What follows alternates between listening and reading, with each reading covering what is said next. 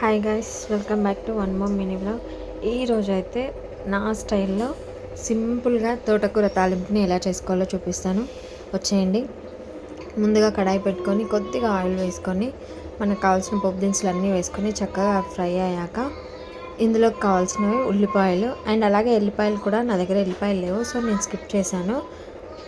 మీ దగ్గర ఎల్లిపాయలు ఉంటే ఒక గడ్డ మొత్తం ఎల్లిపాయలు వేసుకోండి. అసలు ఎల్లిపాయలు వేస్తే తోటకూర రెసిపీ అయితే టేస్ట్ వేరే లెవెల్లో ఉంటుంది. సో నేనైతే ఉల్లిగడ్డలు వేసుకున్నాను. ఉల్లిగడ్డలు అండ్ అలాగే కొద్దిగా కరివేపాకు వేసుకొని వాటిని చక్కగా ఫ్రై చేసేసుకోండి. ఇలా కలిపేస్తూ ఉండండి. ఎందుకు కలుపుతున్నానంటే ఈ స్టీల్ కడాయి కాబట్టి కదా, సో ఇది అడుగంటుకుపోతుంది, అందుకని నేను కలుపుకుంటున్నాను. ఇప్పుడు కొద్దిగా పసుపు కూడా యాడ్ చేసుకోండి. పసుపు వేసుకుంటేనే కర్రీ కలర్ఫుల్గా ఉంటుంది కదా. సో కలర్ఫుల్ అనే కాదు, యాంటీబయాటిక్గా కూడా పనిచేస్తుంది, క్యాన్సర్ని నివారిస్తుంది అని అందుకు వేసుకోవాలి, కాబట్టి ఇది వేసుకోవాలి. సో పసుపు కూడా యాడ్ చేసుకున్నాక ఒకసారి మూత పెట్టేసుకొని మళ్ళీ తీసి చూస్తే చూడండి ఉల్లిపాయలు ఆల్మోస్ట్ దగ్గరికి ఉడికిపోతున్నాయి కదా. సో ఈ టైంలో కొద్దిగా అల్లం వెల్లుల్లి పేస్ట్ వేసుకోండి. మరీ ఎక్కువ కావద్దు, మరీ తక్కువ కావద్దు, మీడియంగా కొద్దిగా వేసుకోండి. కర్రీస్లోకి మనకు అల్లం వెల్లుల్లి పేస్టే చాలా టేస్ట్ తెస్తుందండి. తప్పకుండా ట్రై చేయండి మీరు కూడా. అండ్ మనం తినని రోజులో వేసుకోకుండా ఏం లేదు, వేసుకునేటప్పుడు వేసుకుంటే చాలా బాగుంటుంది.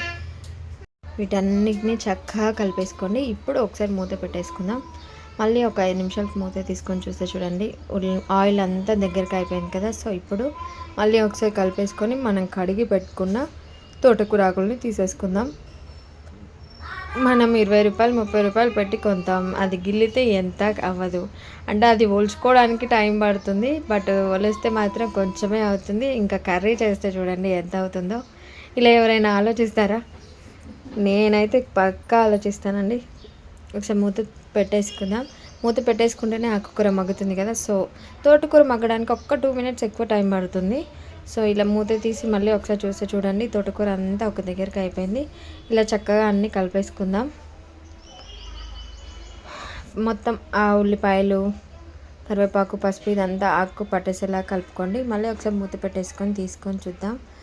చూడండి ఇప్పుడు ఆకుకూర అనేది దగ్గరకు ఉడికిపోతుంది, త్వరగా ఉడికిపోతుంది. మనం ఈ టైంలో కారం, ఉప్పు తీసేసుకుందాం. 1 టేబుల్ స్పూన్ కారం అండ్ నా రుచికి సరిపడా నేను వేసుకుంటున్నాను. మీరు ఎలాగైతే వేసుకుంటారో అలా వేసేసుకోండి. 1 టీ స్పూన్ కారం అలాగే 1 టీ స్పూన్ ఉప్పు యాడ్ చేసుకోండి. ఉప్పు కొంచెం ఎక్కువ తినే వాళ్ళు ఉంటారు, తక్కువ తినే వాళ్ళు ఉంటారు. నేను అంత వేస్తున్నాను, నేను ఎక్కువ తింటాను అనుకోకండి. మా కారం తగ్గట్టు నేను వేసుకుంటున్నాను, మీరు కూడా అలాగే వేసుకోండి, ఎవరికి రుచి సరిపడే వాళ్ళు. వీటన్నిటిని చక్కగా కలిపేసుకుందాం. తోటకూరలో వాటర్ కంటెంట్ ఎక్కువగా ఉంటుంది, మీకు ఇప్పుడు వాటర్ కనపడలేదు కదా. మనం ఇప్పుడు చూద్దాం.